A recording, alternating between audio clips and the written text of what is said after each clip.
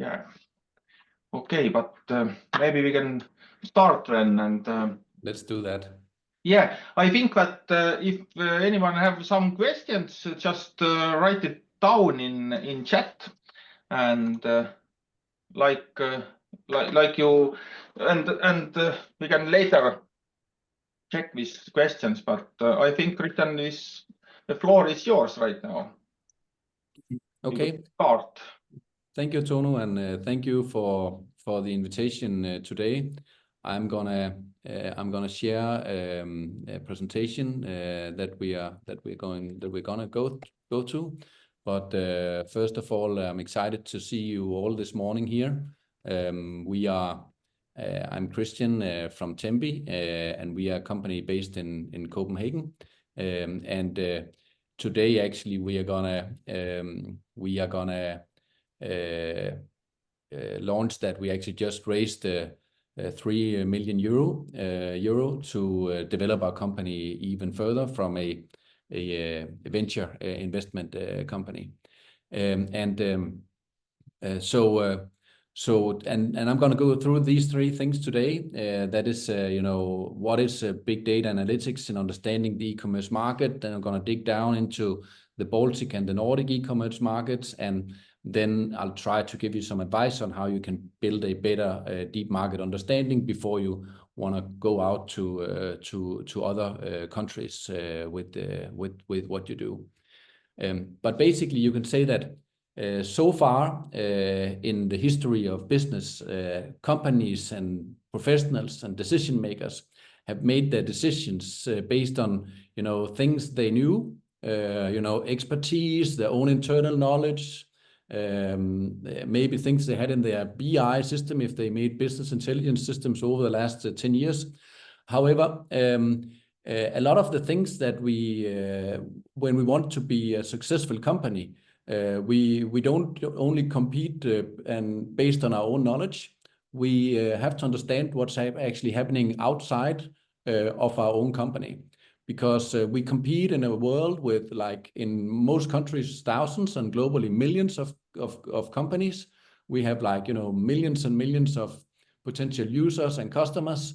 Like there are new technology developments going on all the time, and employees have different things change in our surroundings, and that is actually what is needed for us to understand if we want to make sure that we want to succeed in the business world. The thing is that if we don't do that, we don't understand what's happening, and also we don't understand what will happen if we look a bit ahead. Then we actually just trying our best, doing good luck, and that is how we do this, and that can be kind of troublesome if you want to be successful. So, and I'm just going to give you an example from a customer in the Netherlands that we met up with a while ago. I guess most of you know this company here, and one of the first times we met them, one of their key employees, we asked them, how many web shops do you actually think that there are in the Netherlands? And he said, yeah, let me think about it. There are a couple of hundreds. That was his first guess. And then I said, please try once again. A few hundreds. That sounds like a little. And then he said, yeah, okay. He calculated the number of key account managers they had, and then he calculated on how many customers or accounts did each of those have, and then he said, well, at least a couple of some thousands of web shops. And we could tell him, yeah, that's correct. It's more than 85,000 web shops. And think about that change in perception, that he thought that there might be a few thousands, and we're talking more than 85,000, almost 90,000 web shops in the Netherlands. Because if you're a last mile carrier that ships goods back and forward, then you can just, with small web shops, a web shop that have maybe one employee, could have shipment costs of almost between 50 and 100,000 euro on an annual basis. So we're talking billions and billions they're losing out on. And how are they coming to that conclusion that we are talking about a few thousand web shops? And the thing is that what most companies do today is, you know, they maybe do have some they do some online research, they Google a bit and see what they can find, and then they go to a consulting company. I was managing partner for a consulting company for more than 10 years, so I know what it's like, and I like consultants, but it's still like paid reports, they're expensive, and when you've done them, you know, they're obsolete immediately after, because things happen in the marketplace. Then you go in and you get data about some company data sites, you buy it from somewhere, and you also get some internal data in your CRM system, and so you know, so that is typically how you want to handle that, and this means that your data will typically, and your intelligence will typically be a bit you can say a bit static and not and fragmented, and not very detailed, and at the same time not very good to make the analysis of actually what's going on. So, and we are all going into a new paradigm. You know, nowadays everybody heard about what's happening when we talk about AI, generative AI. A lot of us have got to know it, but this is something that is just that is just starting, and just to there are three, you can say, drivers that drive this change throughout our society, that forces us all to become data driven in any way.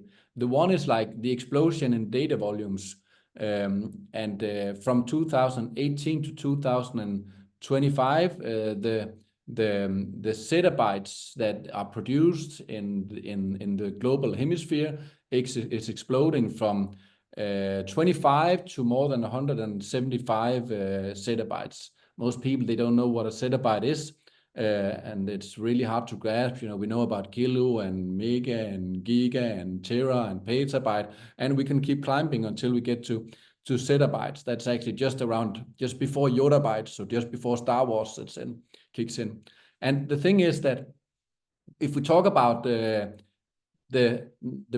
volume of data that is estimated to be produced next year, it would correspond to put all the data on DVDs, you know, the old-fashioned technology that some of us remember, put on DVDs and stack those DVDs to the moon and back 23 times. So that is how much data that is going to be produced next year in the global data hemisphere. The second is what we call the cloud explosion, the explosion in cloud compute power. And that is that the cloud, as these days, it is like doubling every year.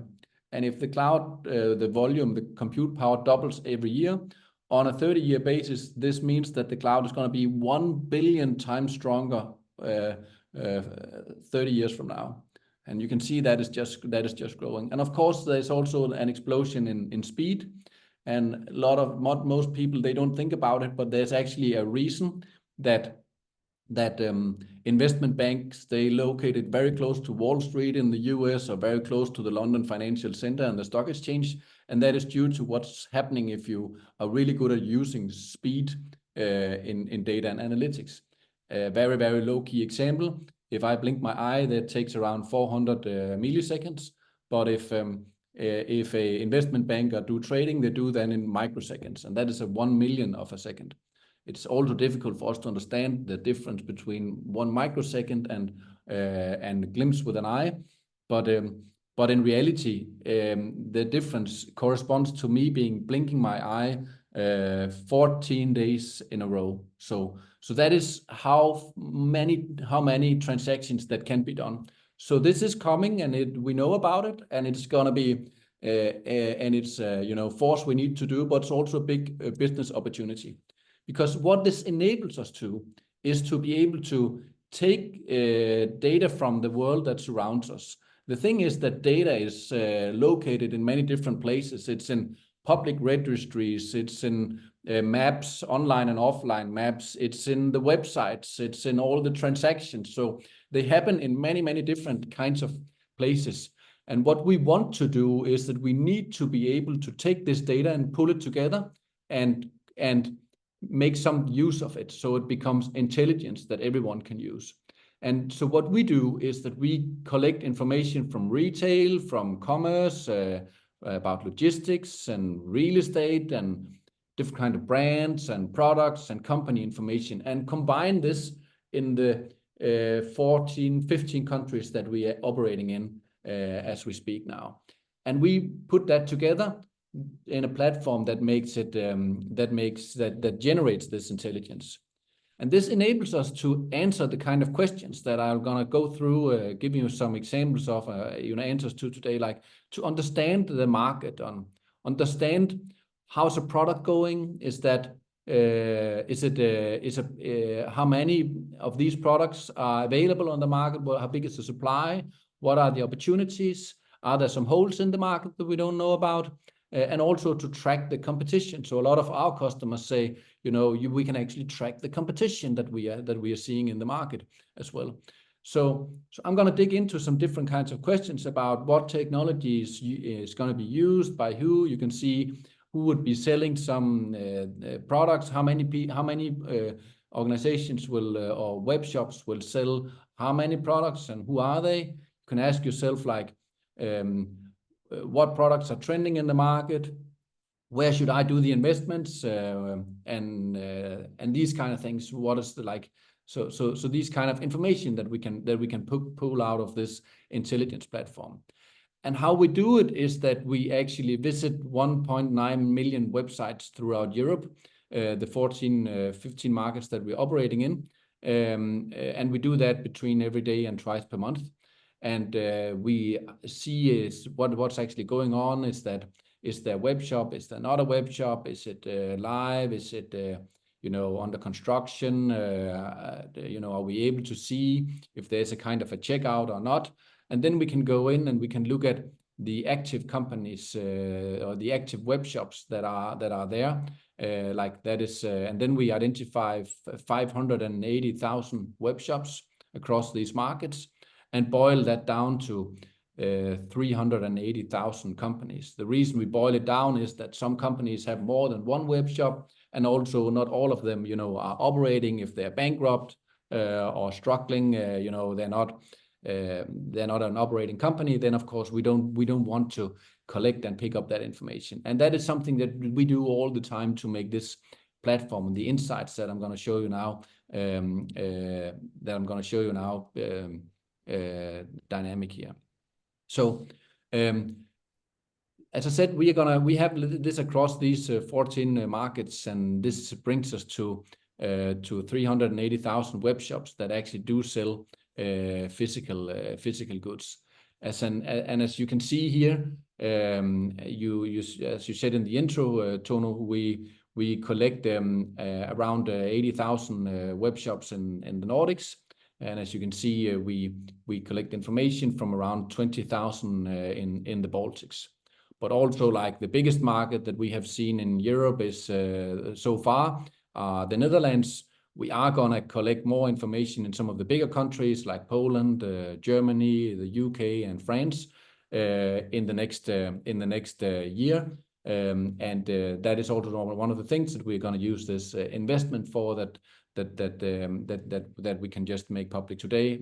So that is, and we actually, out of that, we're able to collect information about more than 400 million products on the European market. And if we compare the Baltics and the Nordics, you can see, so I assume that all of you are from Estonia, or at least from the Baltics, or most of you. And you can see that the Baltics has more than 20,000 websites, and in the Nordics it's almost web shops, sorry, and it's in the Nordics it's almost around 80,000 web shops. So the market in the Nordics is like almost 4 times bigger if we compare it like that. So, and we can know different kinds of things when we go into this market. One of the things is that we can look at what kinds of platforms are the different web shops actually using in this market here. And as you can see, if we go to the Nordics, WooCommerce and Shopify are big platforms, and of course they are also in the Baltics. But if we go down to it, we are also able to see that that the number of web shops in the Baltics that, for instance, use PrestaShop and the Nordics are actually more or less the same. And why is that important? You know, and that is important, for instance, if you are a marketing agency or you are a software as a service provider that want to target different kinds of new markets. You want to understand where should you actually go in, and you can say that typically when you go into a country like Denmark or Sweden or Norway, you find some local platforms like Quick Boutique or Dan Domain, and they take the Nordics, the local ones or the domestic ones in the Nordic countries take around almost 20% of the web shops in each country. But still, if you're really qualified or good in WooCommerce or Shopify, there's a big market. It could also be that you are a web developing company and you want to understand, okay, what are the opportunities for us to go in and find new clients that work with custom sites, because you're really good at developing it from scratch and not building it on a platform. And then you can actually see that there are some opportunities. That is not the biggest part of the market, but still there are opportunities when we talk thousands of web shops in that area. Another thing that you should consider is when you go in, like what are the popular payment solutions when you want to go into different countries. So of course, if you want to go into Denmark and you want to use a payment service that is not in use, then that will not necessarily give the same kind of credibility or confidence from the buyers in the end here. So, and what you can see is, of course, that you find in the Baltics, you find some more local ones that we don't see as much in the Nordics. But in the Nordics, as well as in the Baltics, we find some of the global ones that all of us know about. That it's PayPal, it's Apple Pay, Google Pay, and Stripe and these kind of things. But we of course also see that it is more and more custom for many of the web shops, and therefore also for the users to use like Klarna in the checkout, or mobile pay, which is actually a big one, or Swish, the Swedish one that resembles a bit to mobile pay. So that's also something that you need to think of if you move ahead and you want to target different kinds of countries here. What is it actually that the end users are used to? And if you want to collaborate with other technology vendors or collaborators, what would they typically integrate with? And we can see that on each and every individual web shop. What is it actually that they use here? Another thing you would ask yourself is, okay, now we want to go into a market here, and we want to understand how should we actually ship our goods here? What is the custom way of shipping goods in these different kinds of markets? And I would assume if we look to the left here, for most of you or all of you, this is not surprising that you know all of these last mile carriers. A lot of you might use them as in your web shop, if you have a web shop, or when you get things at home. So a lot of you can say local web shops, and of course also with DPD there as well. So that are some of the more international ones, and Posti from Finland and Italy there as well. While if you go to the Nordics, we see other kinds of last mile carriers in Sweden and in Finland. You'd see, and also Norway, you actually seeing that the old, you can say, national postal office is the one that is a postal company is the one that is present in most web shops. So here we just count the presence in web shops. I have to say that.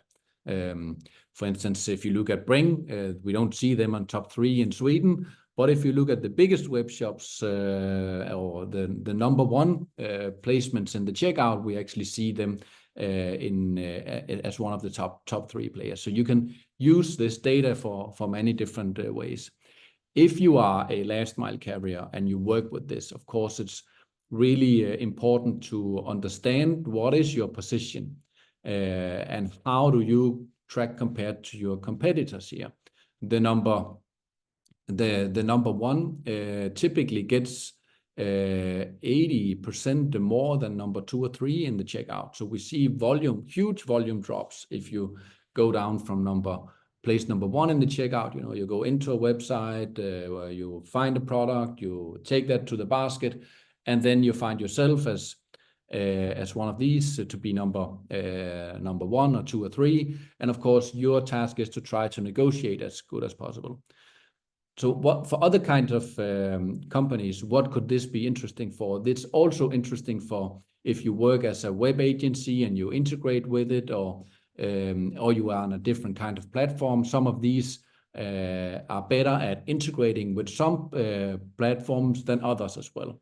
And that is something that you can dig into and understand, okay, if we are based on, I'm just saying Magento, and we want to use this most popular last mile carrier to ship in this area of Sweden, for instance, which one should we actually use? So, and then there's also a question, we can go in and look at what are the different kinds of delivery methods. And there are different, you can say, popularities of delivery methods in different countries. And one is all of us know about home delivery as an example, that it can be convenient to get our goods sent to our front door.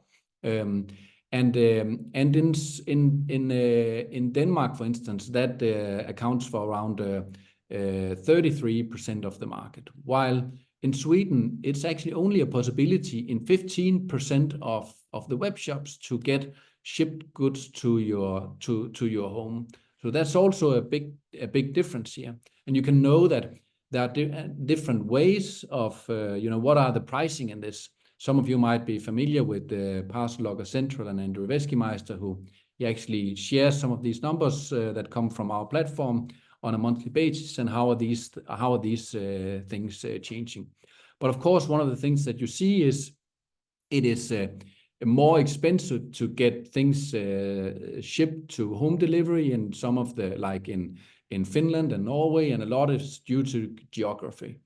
For comparison purposes, this is made in the capital. So this information is picked up in Stockholm and in Copenhagen and in Helsinki and in Tallinn and Vilnius and Riga, so that we compare like apples to apples, and not in countries where you are shipping them very far and compared to countries where you are not shipping them that far.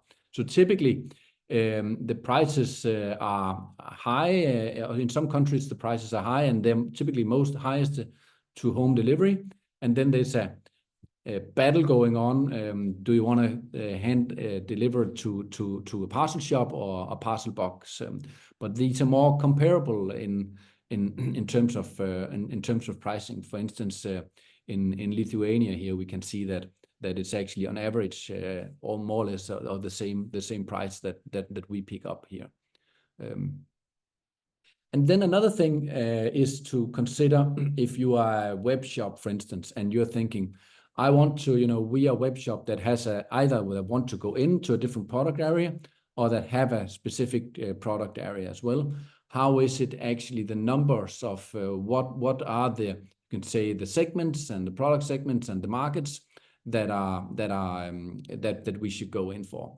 And as you can see, we pick up for all of these web shops, we pick up information about what's actually being sold out there. So is it, and you can see that some very B2C kind of products like clothes and shoes and furniture and beauty care and personal care are in the top if we look across the market. And they will typically be that in the countries as well, because there's a kind of a correlation between how many inhabitants are there, and how much clothes and how much furniture and how much beauty and care would they actually need. So but that is one thing. But saying that there are a lot of there's a big market for clothes and shoes in the Nordics also means that there are a lot of vendors out there. But does this mean that there's a market opportunity, or does it not mean necessarily that there's a market opportunity? So that depends a bit, because there could be an over or under representation, and that's what we've been looking at in this one right here. So if we look at the Baltics, we actually see that in the Baltics there are way more web shops, and here we talk about the ones with physical goods that ship food and groceries, industrial supplies, and gifts and kitchen appliances and office supplies than we would expect on the average here, based on how many web shops are actually available and how many are in these different markets. On the other hand, you can say that there are some other areas where kitchen books and sports gear and arts and crafts and musical instruments are actually, a bit underrepresented. On the same time, you can see that if we look at it in the Nordics, we actually see comparatively few office supplies and gift and gadgets and fruit and groceries compared to what's in the Baltics.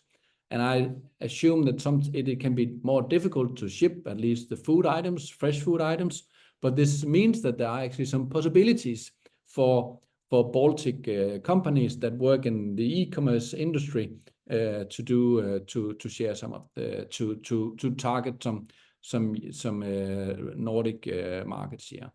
And if we go into that, what are the possibilities that we actually see on an individual basis?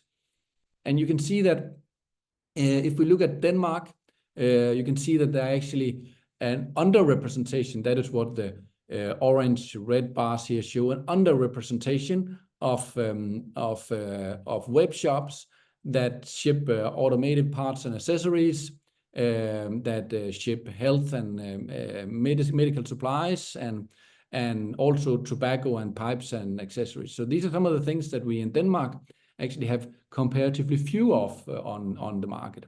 While in Finland, it is more like beverages and baby equipment, and also tobacco. And when we talk about beverages and we talk about tobacco, that typically, you should remember that there are typically some, you can say, either historical, cultural, or also some legal issues around that. What are you actually allowed to ship the same way? For instance, you can see in Finland and Sweden, we see beverages is underrepresented, and in Norway we also see that they're underrepresented, while they're actually overrepresented in Denmark.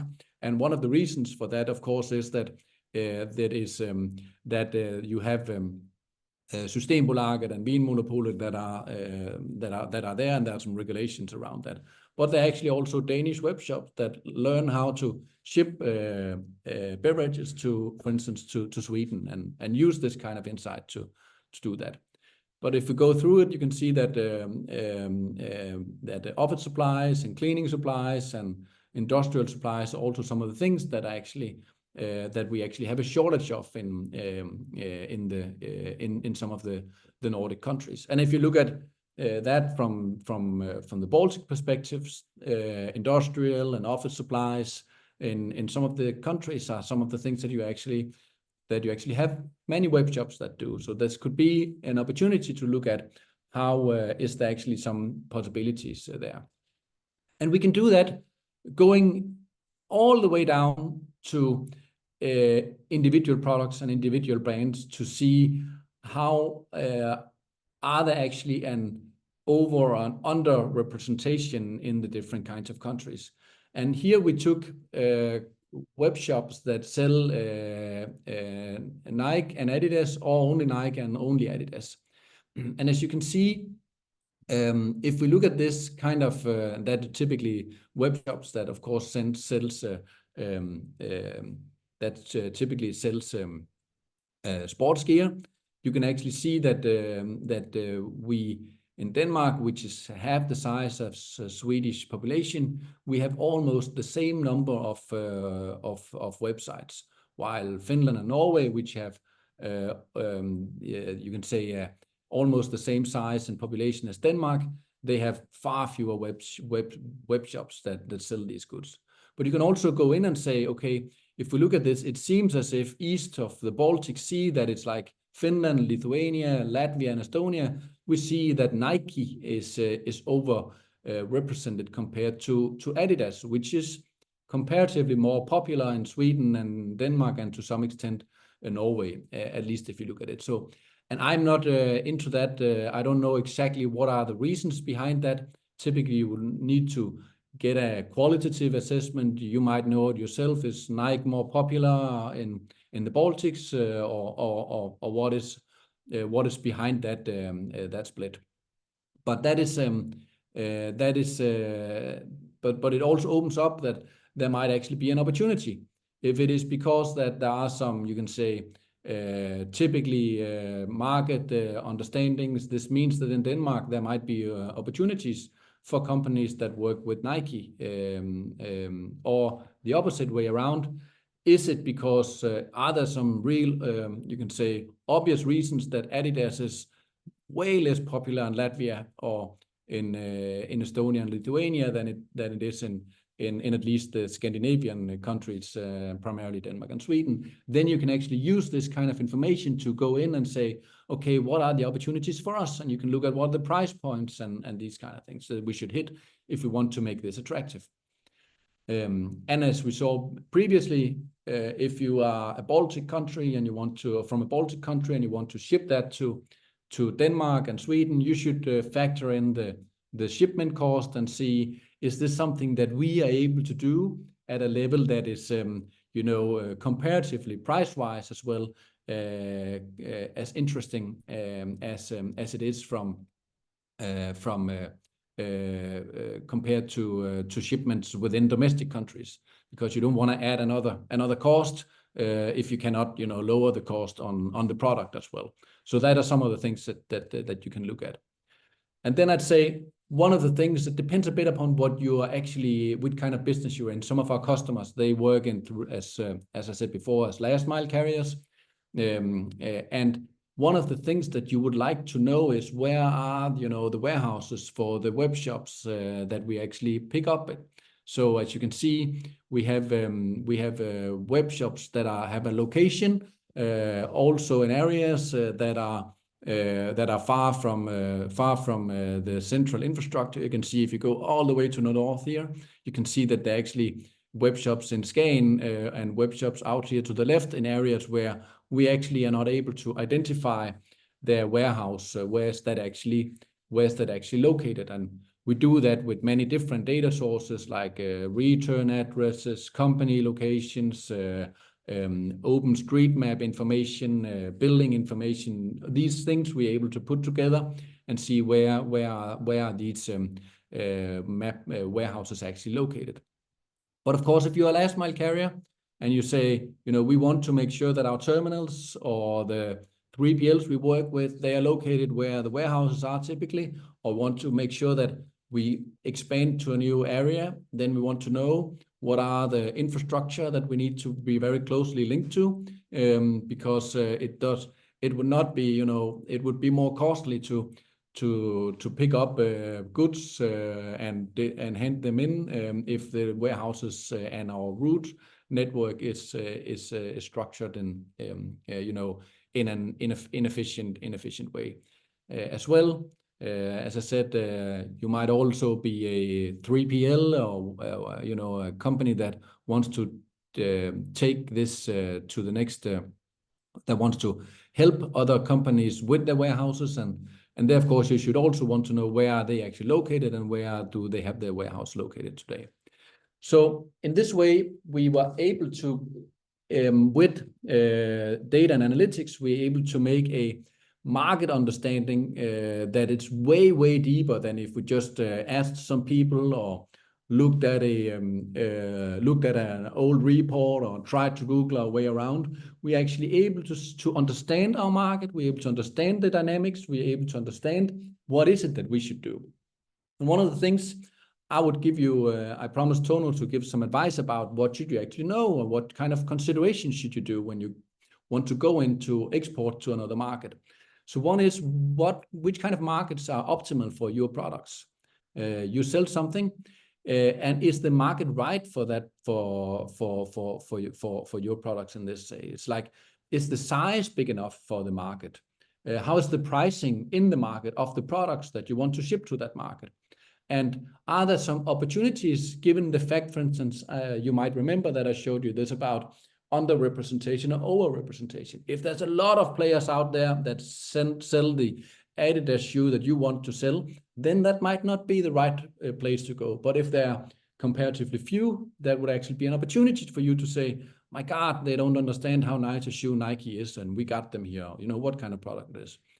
It could also be what product categories are actually growing over time. So you're not just, so you are making the investments and the bets in your company and the things that you want to ship in the right ones that we actually see that there's a growth over time.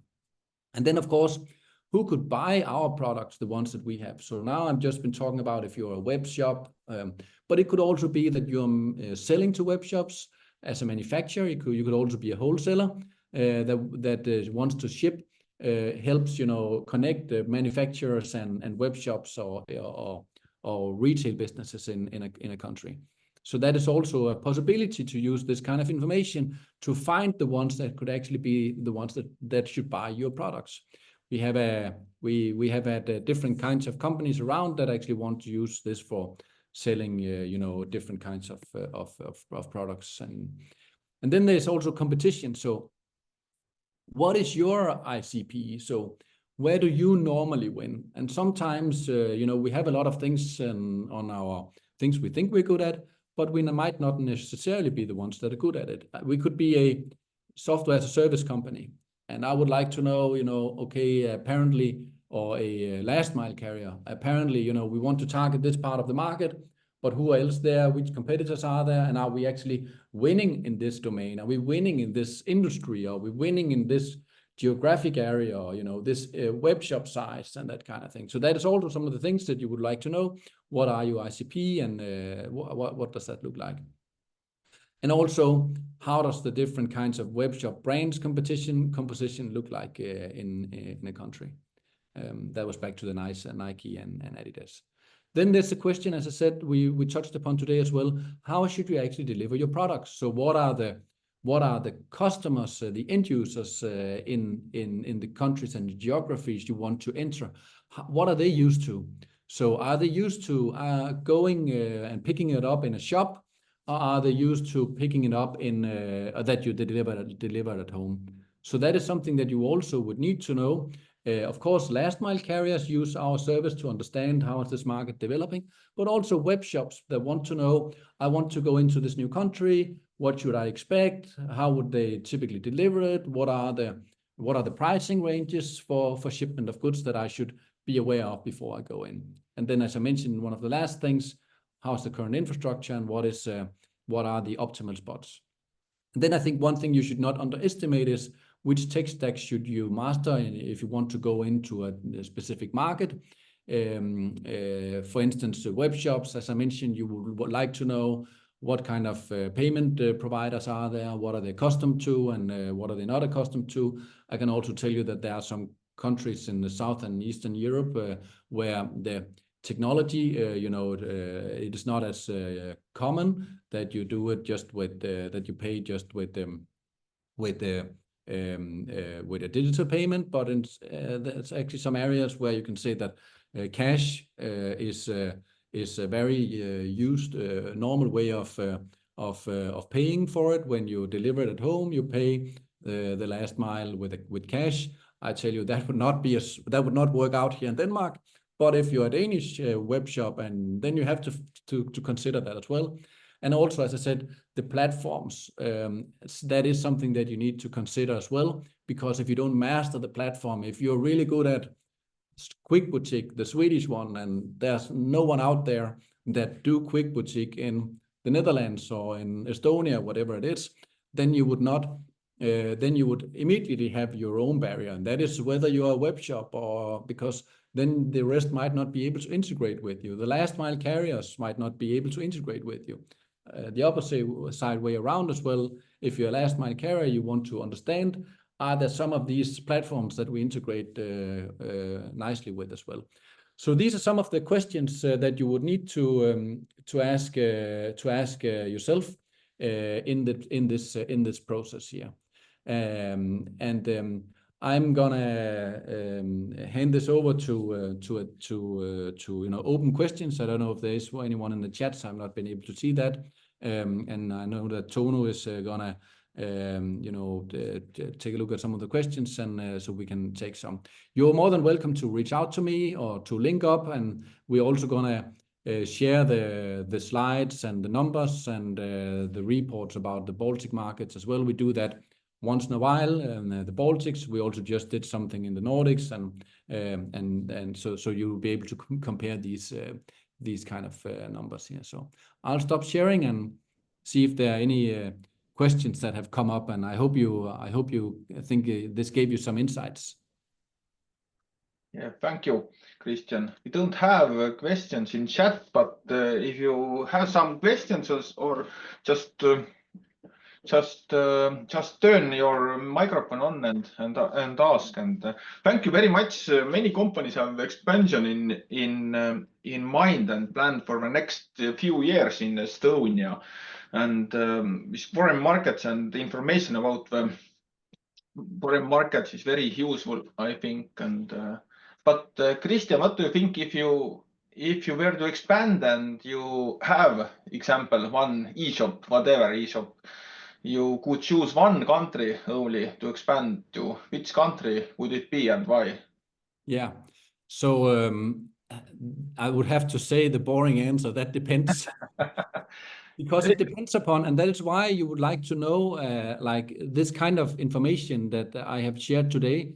You would actually want to know, what are you selling? Are you selling a electronics, and how is that going in that market? Is that going up or is it going down? And is there a hole in the market or not a hole in the market? So that is how it's typically one of the questions you should ask yourself as well. And if you look at it, are there competitors out there that you would see, okay, these competitors, they are really, really strong, or or they're really weak, or and the pricing and everything, is the price high or is the price low compared to what you're able to do with it? So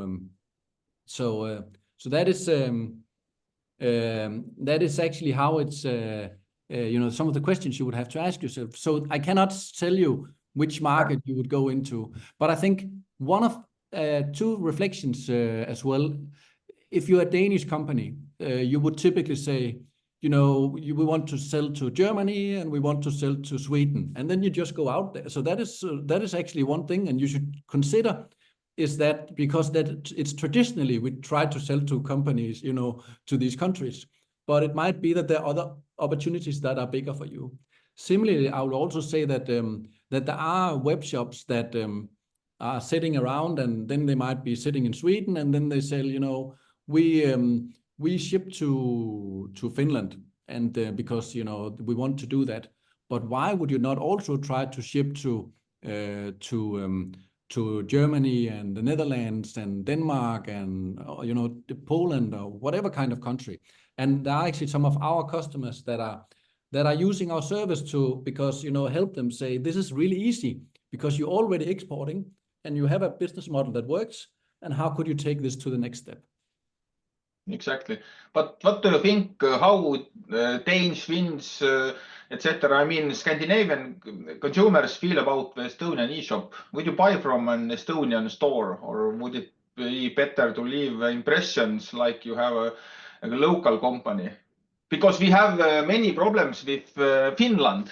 This is our first impression to expand to Finland, but Finns don't like to buy from Estonian e-shop.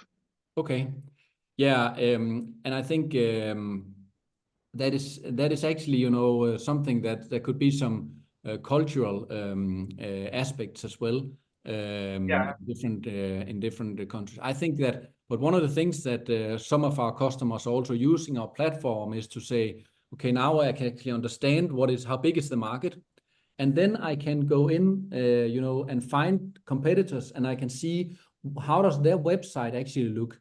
How do they display themselves? I don't think in Denmark that you would say, this is from Estonia, I would not shop there. I don't think that would, I think most people that I know about are, you know, familiar with buying stuff from all over the world.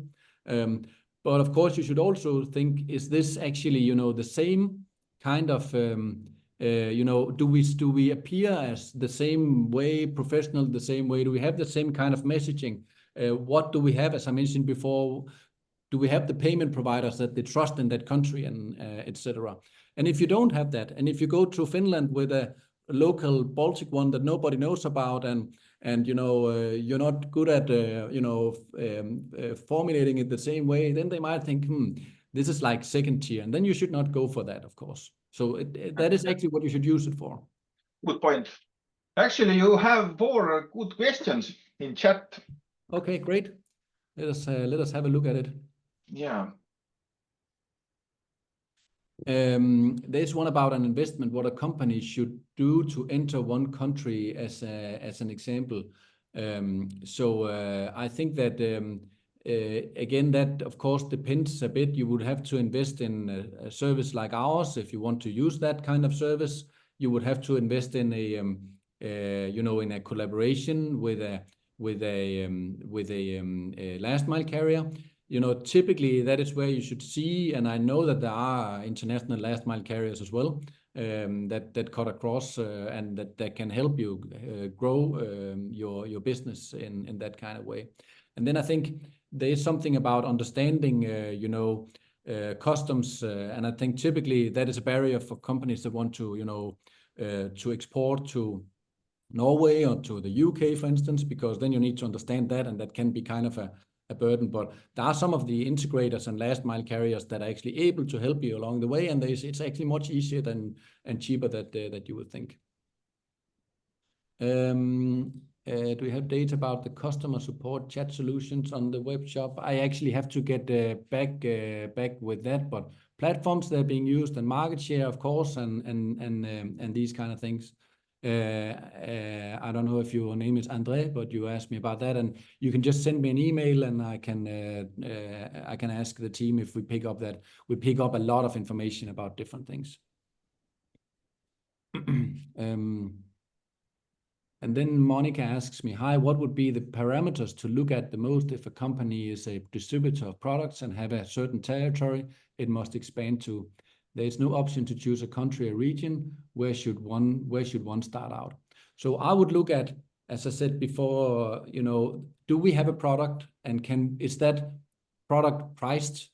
Can we sell it to at the same price or a better price, or you know, at around the same price range as what is actually sold of in these different markets, including the shipment cost? And then I would look at, in this market, the product or the category, the brand I try to sell. Can we see that is over or underrepresented in that market? And if there are a lot of companies that sell the same product, Monica, I would not sell it. I would not try that market. But there's like, if there's not a lot of companies that use that insight or use that product to go to the market with it, there's an opportunity for that. And then, of course, I would look at, is this a growing market or is this not a growing market? So if I compare with last year or earlier this year, 2 years ago, do we actually see more and more, or do we see it as something that is going down? So there is a question about crypto. I would say that it is not. The cryptocurrency is something that you should be cautious about if that's your main investment. And the reason is, I'm not an expert in that, but I would say that for most people, they would still use some of the more common kind of payment methods. But of course, there are people that do that as well. Then Maria Rautsep asked about that the investment was towards in our service.